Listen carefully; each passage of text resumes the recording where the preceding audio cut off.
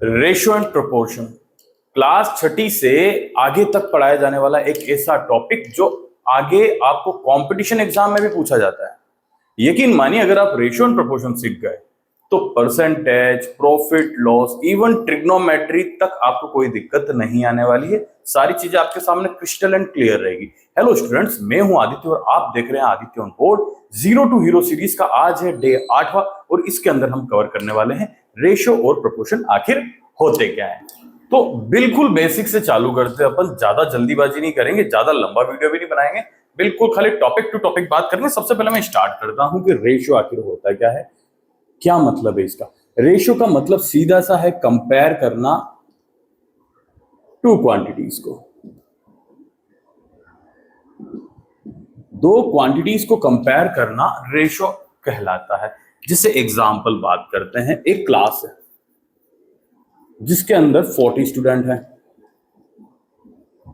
उसमें से 30 हो गई गर्ल्स और 10 हो गए बॉयज। अब मुझे बोला कि क्लास में गर्ल्स और बॉयज का रेशियो क्या है, ठीक है, तो मैं बोलूंगा गर्ल्स इस टू बॉयज। अब रेशियो को भैया डिनोट किया जाता है इस सिंबल से, कॉलम से डिनोट किया जाता है, पढ़ा जाएगा इस टू। ओके, बड़ी बेसिक बेसिक चीजों पर बात करेंगे। गर्ल्स इस टू बॉयज, कितनी गर्ल्स हैं तो 30 इस टू 10। ये वैसे देखा जाए तो खत्म हो चुका है, मगर रेशियो के कुछ रूल्स हैं। रूल्स में पहला नंबर का रूल ये है कि आप इनको कंपेयर करते हैं तो क्वांटिटी दोनों तरफ सेम होनी चाहिए, सेम क्वांटिटी को कंपेयर करना है।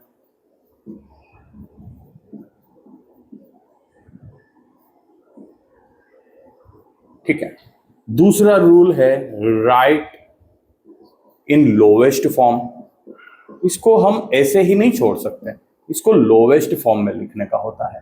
ठीक है, तो अल्टीमेटली दोनों ही 10 से डिवाइड हो रहे हैं, इट मींस ये हो जाएगा हमारा 3:1 का रेशियो। तो अगर पूछा जाए गर्ल्स टू बॉय का रेशियो कितना है तो 3:1। अगर पूछा जाएगा बॉय टू गर्ल का रेशियो कितना है तो हम बोलेंगे, जी हाँ बिल्कुल सही समझ गए, इट इज 1:3। भाई असल जिंदगी में जरूरत कहां पड़ रही है, तो रेशियो बहुत जगह काम आते हैं। एग्जाम्पल जैसा अभी मैंने आपको दिया, क्लास के अंदर बॉय एंड गर्ल्स में कुछ रेशियो हो सकता है। दूसरा एग्जाम्पल हम मान लें कि क्लास के अंदर स्टूडेंट्स एंड फर्नीचर। ठीक है, इसका मतलब यह है कि एक स्टूडेंट को हमने कितना फर्नीचर अलॉट किया हुआ है।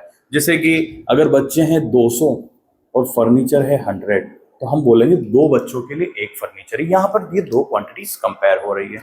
तीसरा, अब आपके दिमाग में भाई बात आ रही होगी, बिल्कुल आ गई होगी कि सर आपने तो बोला था कि एक जैसी क्वांटिटी को कंपेयर करना, उस पर आने वाला हूं मैं, धीरे से आऊंगा। ठीक है, समझो आगे।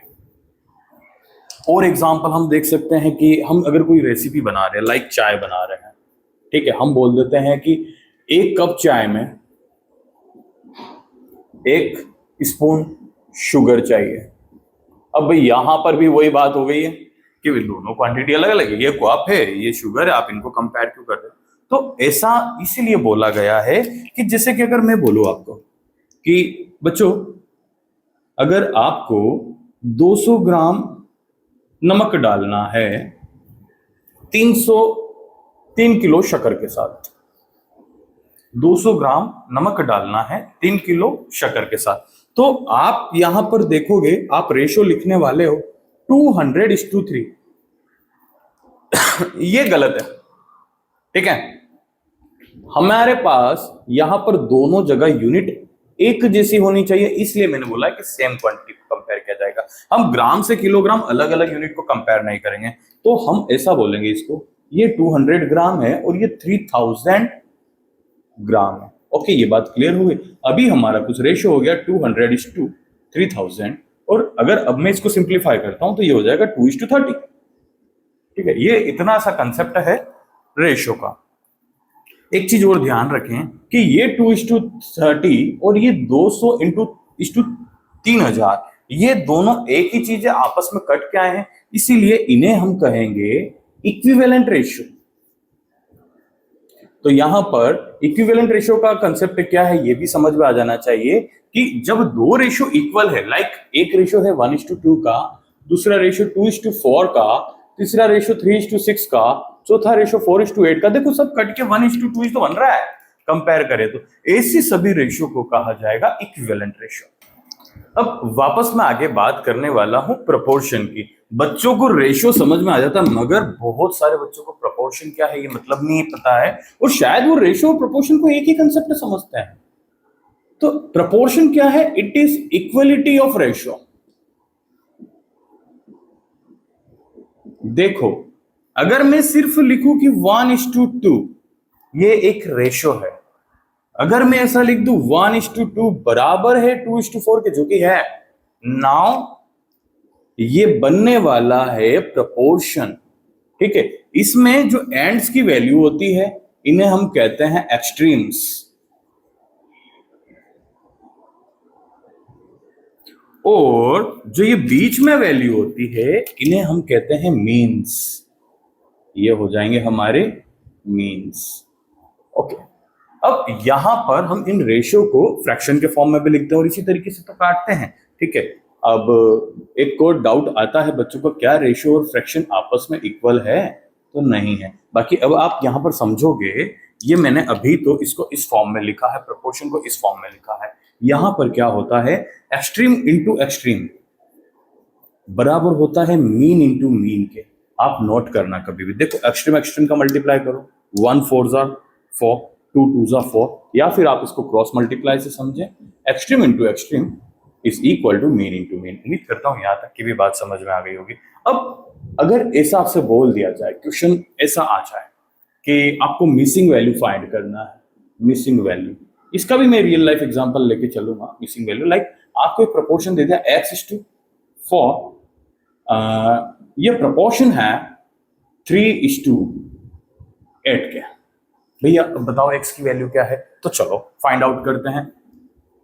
x/4 is equal to 3/8, cross multiply करा, 8x is equal to 12 and x is equal to 12/8, और कैंसिल वेंसिल करने पर 1.5।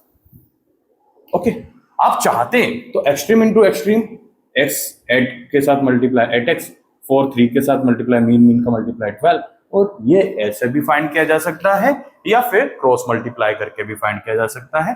उम्मीद करता हूं यहां तक कि आपको बात समझ में आ गई होगी। अब मैं लेके आता हूं इस पर एक रियल लाइफ एग्जांपल।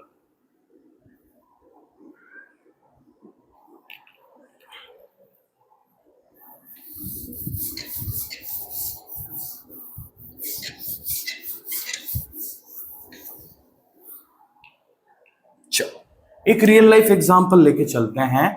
अगर मैं बोलूं कि आपको एक रेसिपी बता दी मैंने, जिस रेसिपी के अंदर आपको 5 ग्राम शुगर डालनी है फॉर 20 ग्राम ऑफ मिल्क, या फिर फ्लोर वगैरह कुछ भी समझ सकते हो। तो how much sugar is needed for 100 gram of milk. ठीक है, अब ये आ गया है क्वेश्चन प्रोपोर्शन का। ठीक है, प्रोपोर्शन का तो हम क्या बोल देंगे यहाँ पर कि हम x मान लेते हैं, इस शुगर को कितनी मान लेते हैं, x ग्राम ऑफ शुगर। देखो अभी हमारे सभी के क्वांटिटीज एक जैसे, हम इन्हें डायरेक्ट कंपेयर कर सकते हैं। वी कैन राइट 5:20 और प्रोपोर्शन में x:100। ओके, बस मीन मीन का मल्टीप्लाई, एक्सट्रीम एक्सट्रीम का multiply, it will be 500 is equal to 20x, and x can be written as 500 by 20. On solving it will come 25। ठीक है, इस तरीके से हम इनको सॉल्व कर सकते हैं। और साथ में अगर आप कुछ इन चीजों को और दूसरे एग्जाम्पल से भी समझ सकते हैं, लाइक ऐसा कुछ एग्जाम्पल हो सकता है कि एक बोरी cement, 1 bag of cement is needed for 3 bag of sand. ठीक है, तो बताओ कि हमें अगर 100 बैग ऑफ सैंड के साथ कितना बैग ऑफ सीमेंट मिक्स करना पड़ेगा। ये भी इस टाइप के क्वेश्चन भी इससे सॉल्व हो जाएंगे। ठीक है, उम्मीद करता हूं आपको अभी तक की वीडियो समझ में आ गई होगी। इससे ज्यादा रेशियो और प्रोपोर्शन में पढ़ने के लिए कुछ हो नहीं सकता है। एक और टॉपिक में मिस कर रहा हूं। अगर मैं बोल दूं कि ये लाइन है, ओके, एक पॉइंट है P, इस लाइन को 3:4 में डिवाइड कर रहा है। कितने में डिवाइड कर रहा है? 3:4 में डिवाइड कर रहा है। अगर इस लाइन को मैं नाम दे दूं एपी। ओके, तो now if AB is line और एपी मेरा 7 सेंटीमीटर है, तो अब भैया आप मुझे बताओ कि पीबी कितना होगा। ओके, तो अब इस क्वेश्चन को समझने की कोशिश करते हैं। टोटल ये 3 है, ये 4 है, ठीक है। टोटल पार्ट्स कितने हो गए इसके? 7 पार्ट्स हो गए, ठीक है। तो हम बोलेंगे 3:4 इज इक्वल टू 7:whatever, और यहां से आप मिसिंग वैल्यू निकाल सकते हो। और अगर आपको ये बात समझ में आ गई है तो आप कमेंट करके मुझे इसका आंसर जरूर बताना। उम्मीद करता हूँ वीडियो पसंद आई होगी आपको। और चलो एक बार और रिवाइंड कर लेते हैं हमने कि क्या क्या सीखा है। मैंने सबसे पहले आपको बताया कि रेशियो की डेफिनेशन क्या होती है, साथ ही मैंने आपको बताया इक्विवेलेंट रेशियो, आपको रेशियो लिखने के रूल्स मैंने बताए, इसकी कुछ रियल लाइफ एग्जांपल बताए, साथ में आपको मैंने बताया प्रोपोर्शन, आपको मैंने बताया मिसिंग वैल्यू कैसे फाइंड करना है, आपको मैंने बताया क्रॉस मल्टीप्लाई कैसे करना है, और एंड में मैंने आपको दिया है एक क्वेश्चन। और अगर आपको वीडियो पसंद आई है तो चैनल को सब्सक्राइब करें।